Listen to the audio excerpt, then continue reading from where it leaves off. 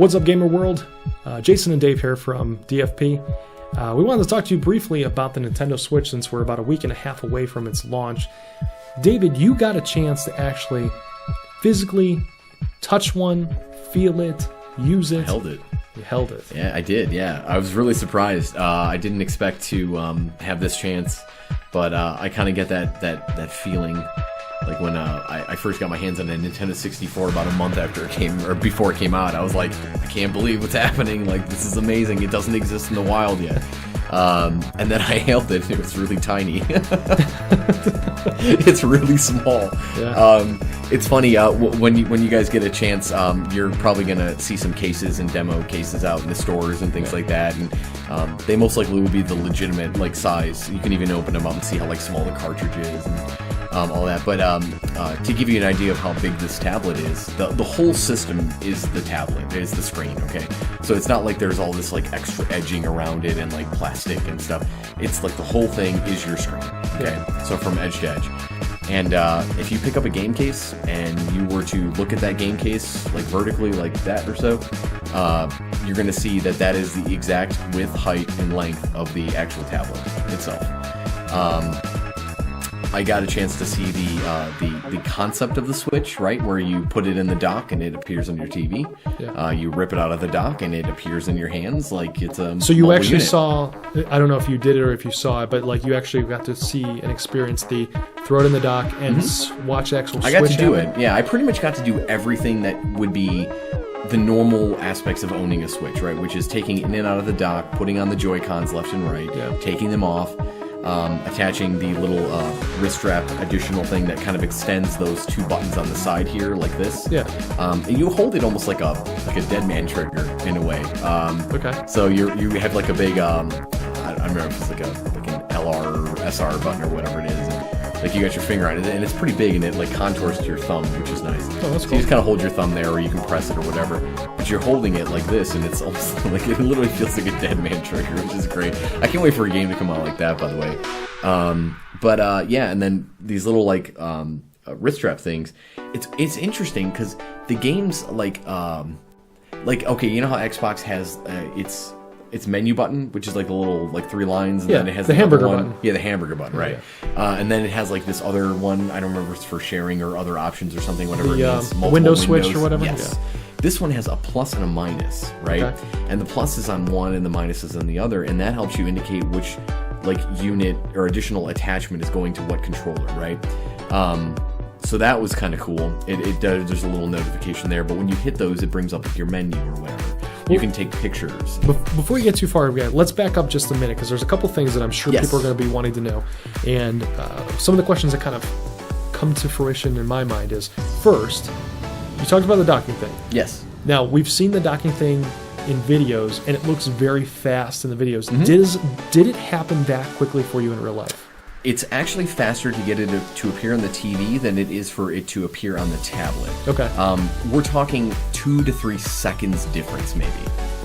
So is it almost instantaneous when you're going to the television, but then it's a couple seconds when you're coming back? Yeah, like when you put it in the dock, you put it in, and I mean almost instantaneously right on your TV, okay. Right? When you take it out, it takes a few moments just to kind of get over to the tablet, but we're talking, again, like maybe 2 to 3 seconds potentially. Okay. Yeah. Very nice. Next question. You mentioned the Joy-Cons. You got the chance to put them on there. Yes. Does it make the actual Switch sound? That was one of my favorite parts. So I put it on there, and a little indicator, like a little white light, kind of like slides off the screen for a quick second to notify you that you've connected it correctly. But you also hear like that, and I was like, yes! Now, is it a digital really sound? Happy. Is it a digital sound? It comes straight out of the tablet.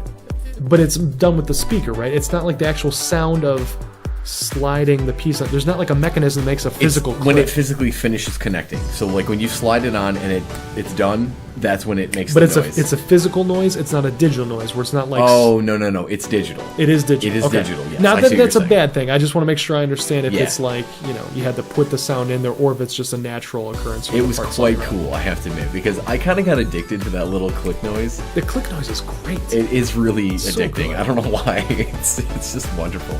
But yeah, so it does make a little noise every time you attach it to the controller. And just so you're aware too, there is 2 different types of removing this controller.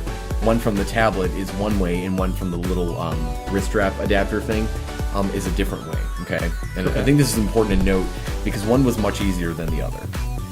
When you take it off of the tablet, right? I mean, it extends the tablet to about out to here, I'd say, or so. Okay. And it feels good because like your sticks are off-centered and stuff. Oh, and much like the yellow buttons on the GameCube controller acted as like your D-pad in a way, even though it was way over on that side. The other buttons on the left controller act as like your D-pad, but they're not connected, so they're each individual button. Like C buttons from the N64? Yeah, exactly. But they function as your D-pad, so like you can go up or down or left or right or whatever when you're on the menu. Okay. So when you take these controllers and you put them on, they slide on real easy, right? When you take them off, there's a tiny little button in the back. You just push that little button in and you lift up. Now, it's not really, you're gonna have to find out maybe the best way to hold it to get it, because like I kind of like cradled it for a minute and like ripped it off like this. I don't know how you do it really. I'm sure there's a great way to do it, but I haven't really there's probably a more graceful way to... Right. I had to put my teeth and was holding it. And, can you imagine if they had to do like road shows where Reggie is just like showing everybody like you grab it like a football and then you just... So like this tiny little button made a lot of sense. You push that in, it releases some sort of internal lock, and you slip it off, right? No big deal. Okay. To get the other wrist strap ones on, those things slide on pretty well, but getting them off is horrible, at least from what I encountered. Okay. There's a little white switch at the bottom that you can push up or like down. It's a lock switch, right? So it's not this little button that I talked about earlier. It's a little locking switch. And it's right near the strap where the wrist strap is, right? So you don't really even know if it's actually up or down because it doesn't really indicate very well, like if it's fully closed or full or open or halfway open. Okay. And so you just hopefully make the right guess, and then you kind of like do like an alternate motion, right? Like you go down with one and up with the other. And like I remember just going like this and like trying as hard as I could. And I'm like, I'm gonna break this thing. I'm like, it terrified me. Maybe I was missing something from the short time that I had it, but it really didn't feel all that easy to use. As a whole, how did it feel? What did the build quality feel like? Did it feel good in the hand? Was it comfortable? I've read a lot of things that say people that enjoy the way the controllers feel in your hand, especially when they're on the tablet or even when they're individually in your hand, because you can obviously hold one in each, right? Or you can hold them both together. And then there's also like that charge dock, which, by the way, internally when you get it, it's just a plastic holder. It's not a charging dock. You'll have to buy it separately. But the little docking thing that kind of puts 2 controllers in together into like almost like like an Xbox style controller, even though it's very awkward looking. It's very square and weird. Yeah, the Joy-Con grip. Yes, thank you. When you have the controllers in there, a lot of people said that didn't feel all that great to them. Now, granted, it's not like I was... See, I've heard the opposite. I've heard that feels decently acceptable. Really? Okay. I've heard a lot of people say that they are going to wait for wait to buy the Pro Controller because it feels good enough in the grip that they don't know that they can justify spending. Yeah, and I've read actually complete opposites of that. So, which I mean, is everybody's funny. different. Everyone's different, but I felt like I didn't really have any problem with the way the controllers felt. They are really tiny. I mean, just wait till you see. They're literally like this big. I'm sure, yeah. Like they're not big at all. And you mentioned the Pro Controller, and I did get a chance to hold one of those too. I think it's kind of ugly in a way, like it's see-through at the top, but then I it's thought that was an matte interesting finish. choice too. I didn't care for the see-through, but I don't know, but it's got nice heft to it. Okay. And it does have the off-centered Xbox style buttons or joysticks rather. Yeah. So to be honest, I was kind of worried because I was never a fan of the Wii U one, which was kind of crap. I don't know. It was first of all, I hate shiny stuff, right? Shiny stuff gets fingerprints on it. It looks gross. This was like a matte finish, very like that rough feeling almost in a way where you can't really gross it up with your oils in your hand. Sure. But it felt like it had some really nice heft. It's got a rechargeable battery built in. It comes with a rechargeable cord. I think it's going to be great. In a way, I really expected this thing to be much bigger. But then when I compared it to like the Wii U screen, which I used a lot when I had my Wii U and played it a lot, I would tend to look down at my screen on the tablet instead of playing it on the TV. And at first I was kind of like, oh my god, this thing is really small. Like, why wouldn't they make it bigger? Like, I want this thing to be huge. And then I started to kind of use it, and I'm just like, you know what, actually, it's fine. Like, it's going to be okay. And I'm not really too concerned with it, especially because of the transitioning being so fast. I mean, if I really don't feel like looking at a tiny screen. You know, if Just I'm pop playing it in the Zelda, dock. I probably want to play it on my TV. If I'm playing like Snipper Clips, it doesn't matter where I play it. I can put that little thing on the table with the little kickstand and all that. Just set it down and be good to go. But no, it felt it wasn't too heavy. It felt nice in my hands. It was fine. I like how wide it is though. I mean, it's not, or I should say the length of the whole thing together with both controllers on it. Yeah. When it's by itself in that little tablet, you're almost kind of like, wow, like this thing is, there's nothing here. Like, what am I paying for? Yeah. But then when you put those controllers on, like, it really does add like some length to it. This to me just felt like, okay, like my money's being used for something. When it was like this small, I'm just like, I could probably expect more from it. But this is all stupid stuff that it doesn't matter until like all it's gonna matter is what games come out for it, you know. So, but I love the handheld feel of it. It was great, really comfortable. So like the Wii and the Wii U both had almost like a Fisher Price plasticky kind of feel to them. Yeah. That doesn't seem to be the case with the Switch from the pictures. Does it feel like a different kind of plastic, This thing like is a more as durable thin plastic? as your phone, thicker. I'm not talking like girth though. Yeah. It's just like that plastic, like it's got that like very. Oh yeah. Does the it have quality. a cheap plastic No, kind of feel, or is it felt, more of a? It dirt? felt good. It really Okay. felt like they had put some effort into the design in terms of the material to use. Like the back. The kickstand. I'm concerned about though. Oh, okay. The kickstand. It comes like if here's your system, right? Your kickstand is actually going to come out from the bottom and come up instead of like say down and like this. Because if you think about it, right? If you have something that comes out like this and it comes out like that, this thing could easily just tip over, and then what's the natural reaction is that the thing is going to go back into its spot, right? It's going to fold back in. Right. But if you go down, there's like any weight going is already on this sense right here. So the only way for it to go back up is if you literally flipped it over and then. I mean, this is hard visually. I wish I had some visual to show you, but going from top down instead of bottom up is, I would think, would be better. This is a bottom up scenario, and because of that, I noticed that if you don't put it on something even, it just falls over constantly. Interesting. Yeah, and so like on carpet, it's not good. It doesn't work at all on carpet. The SD card, by the way, is hidden under the kickstand. That's what I've heard. Yeah. Yeah, which is really weird, but it's But fine. you know, maybe that's the only place that they can. Right. Cartridges, I got to see those.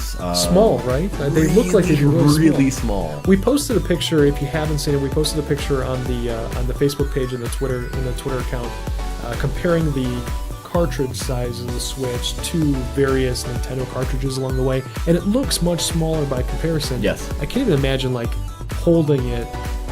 Well, it's gotta weird feel- because we're talking a home console, and we have this, this notion of like, well, I'm expecting a disc or a Blu-ray or a large contraption or something, right? Yeah. You're getting a home console, something that is classified as a home console, right? That is the size of a handheld cartridge, right? Which we've seen plenty of those over the years. They're very tiny and they're getting smaller and smaller. This thing is the size of an SD card, but probably about like 3 or 4 of them stacked in terms of its actually like width, which is weird because you would expect it to be a little thinner. It's actually kind of thick. Really? Yeah, which is messed up. But it's funny when you open the case and stuff, you'll see like this tiny, like, here's all this like empty plastic, and then this tiny little place for the cartridge So right that's at the been bottom. like a hot topic lately on the internet. All the waste in plastic. Yeah, like Kotaku, I think, had an article about how it looks like there's just a waste of plastic. Yeah. What do you think about the case size? I mean, do you agree that it was a waste? I think, well, here's a really important point, okay? When a handheld, you immediately think small, right? You think portable and you think small. With a console, you don't think small, you think large or at least medium, moderate size that will be like a focal point of my entertainment center. When people come over, they'll be like, oh, you got an Xbox, or oh, you got a PlayStation, or you have a Switch. Right. And so from a marketing standpoint, right, because we have to treat people like the animals that we are, right, in the sense where we expect certain things. And if you make a major console with tiny cartridges and tiny boxes, no one is going to look at it as a viable home console option. So in a way, by making these boxes, they're kind of thin, I guess it's not so wide, right? But they're roughly the same height. Yeah, they're like tall but narrow. Yeah, tall but narrow. They stand out more as like saying like, hey, this is an actual console game, right? Like this is a home console. I'm glad that you think that way, because I've been thinking the same thing. Because all the articles that a lot of the opinions that I've heard have all been that it's such a waste of space, and why would they make it like this? It seems silly. They should make them smaller, like a DS. But I think that that's exactly why it was done, because they were looking to make sure that as a consumer, you don't feel like, they want you to feel like it's a hybrid system and not a handheld. Well, and if you remember, even a few years back, and you've experienced this now plenty of times, every game you buy doesn't have instruction booklets anymore. They're gone. The only thing you get in there now are just pieces of DLC paper that usually have a few codes on them or something. Yeah. So these cases are almost useless. But for people like, I don't know, like me, like I really like to have that shelf full of games. I like to be able to look it over and be like, okay, I want that one. I want to pull it off. And I'm still like that, and I probably always will be. You know. Yeah. For these things to be the size they are, and just hopefully they somehow fill that empty space. Like I know Binding of Isaac, for example, is going to include like a 40-page art book inside the case. Oh, nice. So they're actually using the space to put something in it, which I thought was kind of cool. But not every game may do that, because I think over the course of years they've probably figured out instruction booklets are pretty much useless. Yeah. You know what I mean? And they're all digital anyway. You can, on the Wii U, you could just go and view the manual if you wanted to right from the game. A lot of games do that too. So, yeah, it was pretty cool. Well, final question I have for you. After Yes. you got a chance to actually touch it, feel it, play with it, and I know we can't talk about the game specifically because of embargoes, but are you feeling better or worse about your Switch pre-order? I feel like it's solid. I feel like the design quality is there. Whether it's the Pro Controller, I feel like I wish the remotes were a little bit bigger. I think the size of the system kind of turns me off a little bit. But that's an initial impression, and I really don't feel like that's going to carry over long term for me, unless I think about it. You're happy with your DS, right? It's not that big. No. But it's big enough. And I have different expectations for the Switch, though. Right. And I feel like the way, like if I was able to get used to my DS, then I can get used to this. I don't know. It's not a strong opinion one way or the other, and I usually have strong opinions on one thing or another, but in this case I'm just kind of like, it is what it is. It's a little tinier than I expected. There's always that notion of my expectations were let down or met, right? I feel like maybe they were let down a little bit. But if Zelda's awesome, if like the next game that comes out is awesome, then none of that is going to matter. You're going to have to get used to it. It is something new. It is your Wii remote and your nunchuck in a way, but it is something different. It feels different. The size is different. You're going to be fine with it, but it's going to be shocking when you first see it. Okay. You'll probably be like, where is it? Like, are you sure it's not in the plastic somewhere? Like, no, everything's there. You got it all. It's just very tiny, yeah. Awesome. But the dock looks good quality and stuff. If you have an open mind and you're excited about some of the games that are coming out, you will love it. It is classic Nintendo. It is like they're gonna literally tase you and punch you in the face at the same time, and you're gonna be like, "Oh, what was that for?" And then they're just like, "Here's some cake," and you're like, "Oh, thank you," and everything is fine again. It's like no matter what they do to you, you're just like, you're a good friend, you know. So.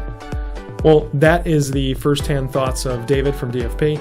Got the chance to check out the Switch in person, and in a couple weeks here, we'll all get a chance to get our hands on it. A little unboxing maybe or something. Maybe. Stay tuned. We'll see what happens. Until then... You might need to use the zoom on your phone, though, because it's going to be really small. Just kidding. Anyway. Until then, stay tuned to the Twitter and Facebook accounts, and make sure to hit that like button and subscribe, and we'll talk to you soon.